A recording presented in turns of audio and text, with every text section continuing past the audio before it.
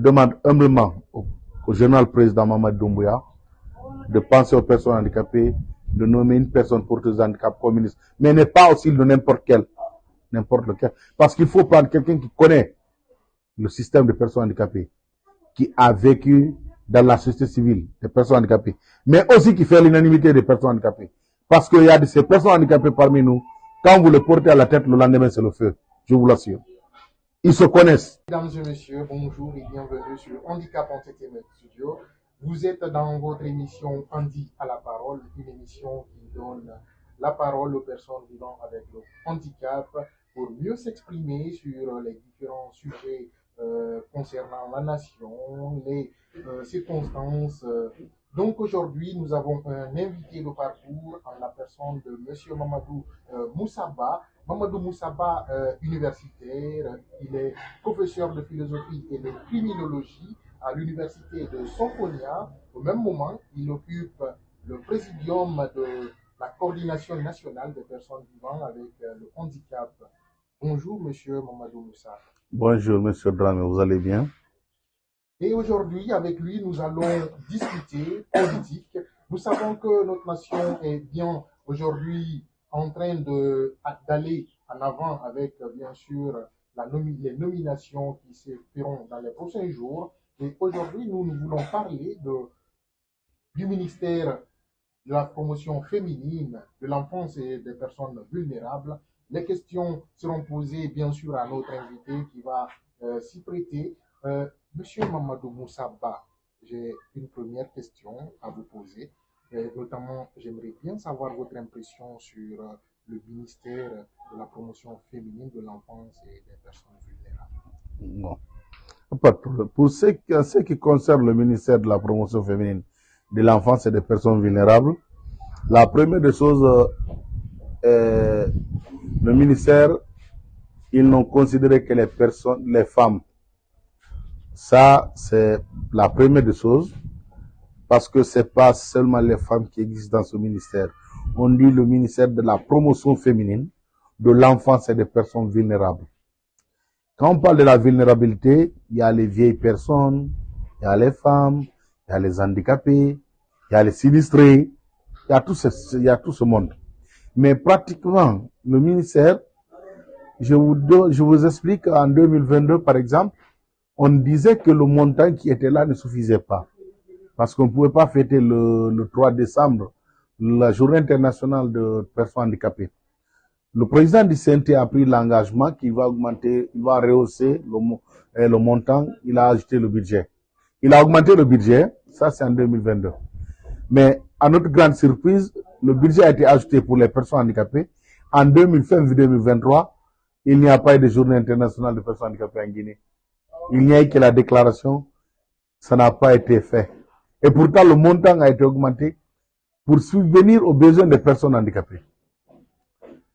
La seule chose qu'ils ont fait pour les personnes handicapées, que je peux dire qu'ils ont fait, que je suis témoin, ils ont fait des prothèses pour des personnes handicapées, ceux qui ont les pieds amputés.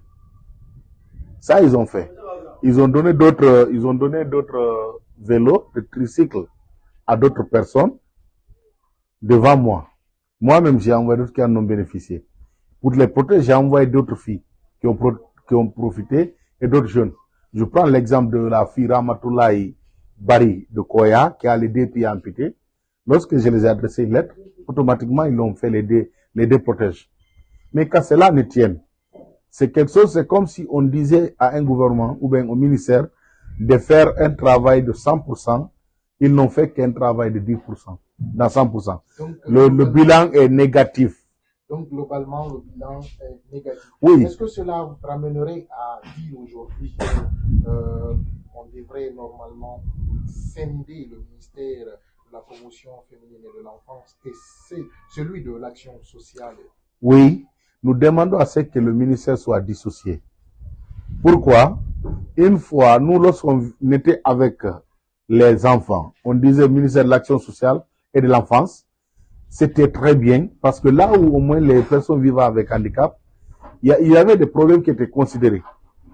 Si vous vous rappelez au temps du président Alpha Condé, il y a eu des handicapés qui ont eu des subventions et des budgets de fonctionnement, il y a des structures, des associations qui ont obtenu des montants pour des projets. Mais depuis l'arrivée du CNRD, on n'a jamais vu des projets d'handicapés qui ont été financés. À l'exception lorsque le président est arrivé, des 300 milliards qu'il avait donnés pour les femmes, il y a eu que 2 handicapés qui ont profité de femmes. Mais ce n'est pas au compte des personnes handicapées, c'est au compte des femmes. Mais pourquoi pas les personnes handicapées? C'est pour cela que nous avons demandé à ce que le ministère soit dissocié, qu'on nous rende le ministère, qu'on dit le ministère de l'Action sociale et de l'enfance, et qu'on dit le droit la promotion des femmes et des droits de l'homme. C'est fini. Voilà. D'accord, vous l'aurez compris, selon M. Mamadou Moussaba, il souhaiterait que le ministère de la promotion féminine et de l'enfance soit intégralement scindé pour qu'il y ait un ministère de l'action sociale et des personnes vulnérables à part. Et monsieur, aujourd'hui, moi, ma question serait de vous poser, est-ce que si tel est le cas, vous, Mamadou Moussaba, vous prétendez à être ministre dans ce pays? Si Dieu le veut bien, j'aspire quand même à aller loin. Ce n'est pas uniquement pour ma personne, mais c'est pour montrer à la face du monde que les personnes vivant avec handicap sont capables. Aujourd'hui, je ne suis pas devenu enseignant parce que je l'ai fait pour prouver à la face du monde que nous sommes capables. Parce qu'il y aurait été d'autres, on a beaucoup de cadres handicapés qui sont dans les bureaux qui ne sont pas connus. Mais moi, j'ai préféré enseigner parce que dans l'enseignement, tu as beaucoup de personnes qui quittent, qui viennent, qui sortent, surtout à l'université. Nous formons des cadres. Aujourd'hui, nous avons beaucoup de promotions qui sont en dehors, que nous avons formées. Cela prouve à suffisance que les personnes handicapées sont capables. Et c'est à travers cela que nous faisons la promotion des handicapés. Moi, je prends un exemple de ma personne. En 2014-2015, Espace est venu me voir en situation de classe, ils étaient étonnés. Ils ont pris les vidéos, ils ont balancé sur Espace. Ça a été regardé. Il y a de ces villages et de ces préfectures dont les enfants faisaient la 7e, 8e, d'autres la 10e, des handicapés qui voulaient lasser les études. Mais à partir du moment où ils m'ont vu en situation de classe, je donnais cours, cela les a motivés. On dit, vous avez vu, lui c'est un handicapé, il donne cours, vous pouvez être comme lui, vous pouvez le dépasser. Automatiquement, les enfants continuent. Imaginez aujourd'hui que le général Doumbouya ait la sagesse et le courage de créer ces 10 ministères de personnes, on dit ministère de l'action sociale et de la solidarité et de l'enfance, et qu'il nomme un handicapé comme ministre pour la première fois dans l'histoire de la Guinée qu'un handicapé devient ministre, autant de général Mamadi Doumbouya, ça sera gravé dans l'histoire, ça restera dans l'histoire. Le premier président de la République de Guinée qui a nommé un handicapé comme ministre, c'est le général Mamadi Doumbouya. Il va rester avec ça toute sa vie. Même s'il meurt, on parlera de lui. Il faut qu'il pense aux personnes handicapées. Qu'on donne le ministère aux personnes handicapées, ça c'est un. Deuxièmement, que nous obtenions des postes tels que et on obtient des gens comme secrétaire général, des gens comme chef de cabinet, des directions, imagine dans le ministère. Par exemple, il y a 5 directions. On prend 2, on donne aux handicapés. On prend le fonds, et la direction nationale des personnes vulnérables, ou bien l'orthopédie, on donne aux handicapés. Les autres, on donne aux autres. Ça soulage. Imaginez que dans les représentations régionales, parmi les 7 représentations régionales, qu'on prenne au moins 3 ou 4 qu'on nomme des handicapés, qu'il y ait comme inspecteurs régionaux. Vous comprenez? Ceux qui sont dans les régions, ça les encourage. Dans les préfectures, qu'il y ait des handicapés qui travaillent. Et qu'il y ait des points focaux dans tous les ministères, parce que l'handicap est transversal. Nul ne connaît comment il va finir sa vie. L'handicap est transversal, vous l'aurez compris, c'est une manière pour M. Ba d'interpeller le CNRD à faire de l'inclusion sociale son cheval de bataille. Bien, on poursuit cette interview avec vous, M. Ba. C'est de savoir, puisque nous savons aujourd'hui qu'il y a des noms qui circulent, il y a plusieurs associations de personnes handicapées qui voudraient présenter des personnes qu'elles pensent capables d'assumer le poste de ministre de l'action sociale aujourd'hui. Qu'est-ce que vous pensez de vos collègues des différentes associations de personnes handicapées? Nos amis sont capables, mais par contre, il y a d'autres, il y a nos frères qui nous ont précédés, qui ont fait beaucoup d'erreurs, qui ont empêché les handicapés de voir le bout du tunnel. Parce que je vous parle aujourd'hui, le mouvement des personnes handicapées a commencé en Guinée. Aujourd'hui, le siège national de la FOAF devait être construit en Guinée. Mais c'est un Guinéen qui a poussé pour que ce siège national soit construit au Mali et au Niger. Aujourd'hui, ce sont les Nigériens qui profitent. C'est du Niger. Nous, en Guinée, on a perdu cela. On a des gens qui ont travaillé à la fédération. On n'a pas vu quelque chose de grandiose. Moi, je suis contre personne.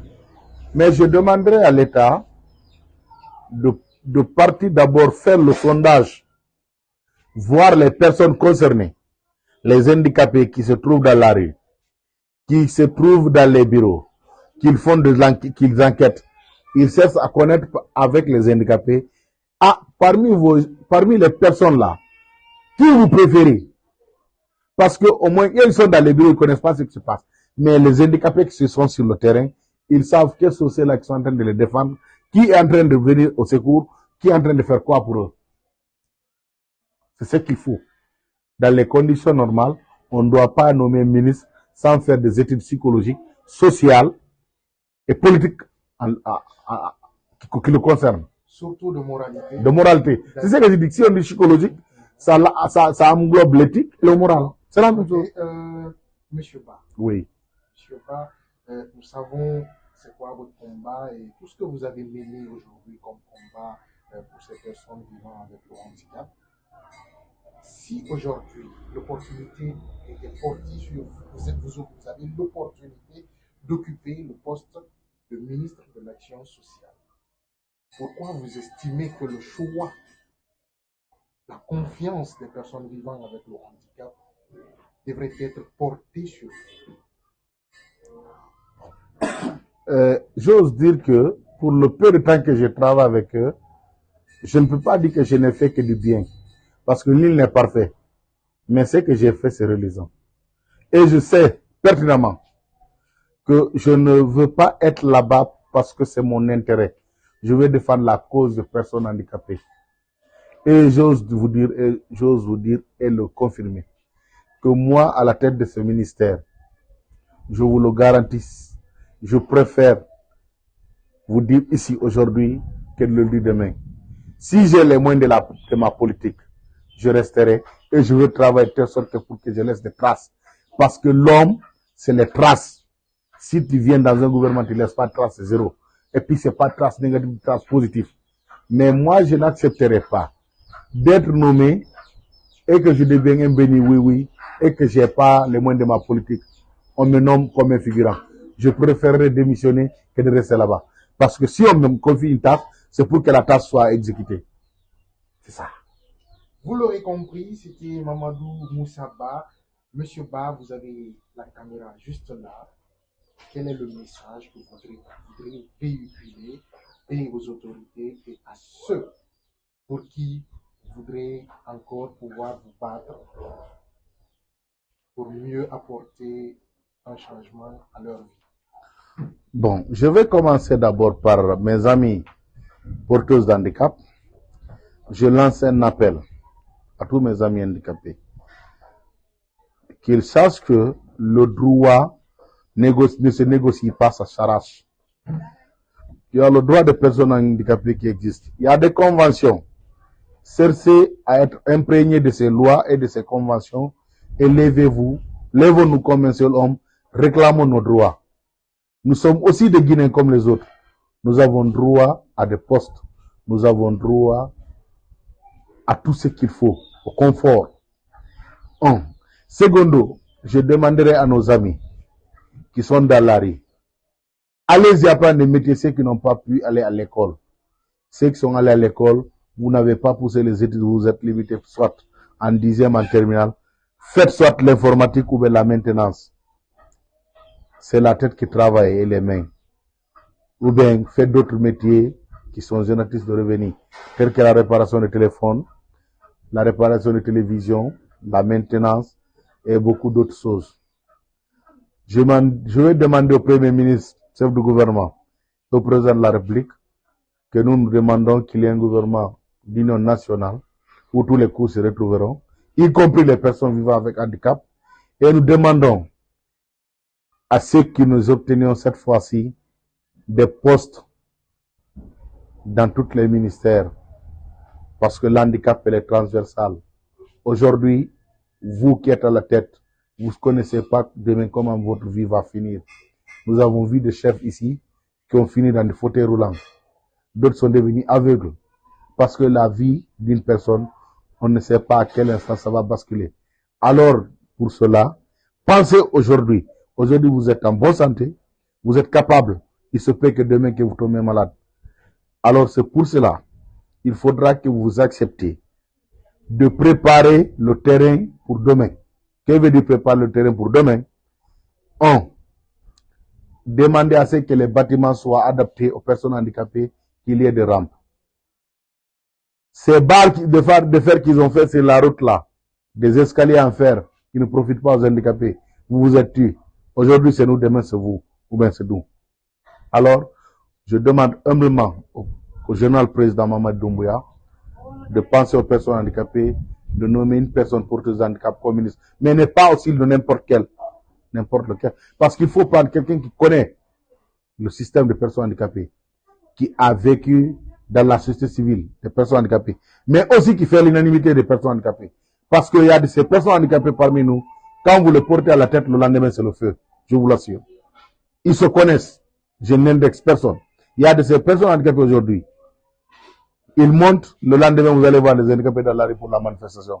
C'est pour cela, pour ne pas qu'il y ait cela, cherchez à savoir qui est qui fait quoi, qui doit être là-bas. Merci. Merci beaucoup. Vous étiez dans On dit à la parole et avec nous aujourd'hui, il y avait Mamadou Moussaba. C'était ce brillant message qu'il avait à passer non seulement aux autorités et aux personnes vivant avec le handicap. Et il nous reste maintenant à vous remercier, Monsieur Mamadou Moussaba. Merci de nous avoir reçus chez vous. Merci beaucoup pour cette interview et nous vous souhaitons bonne chance. Merci à vous. Merci pour le temps que vous avez accepté à m'accorder, parce que se déplacer de là où vous êtes jusqu'à moi, c'est pas facile. Étant tous des personnes à mobilité réduite, je vous tire mon chapeau. Merci.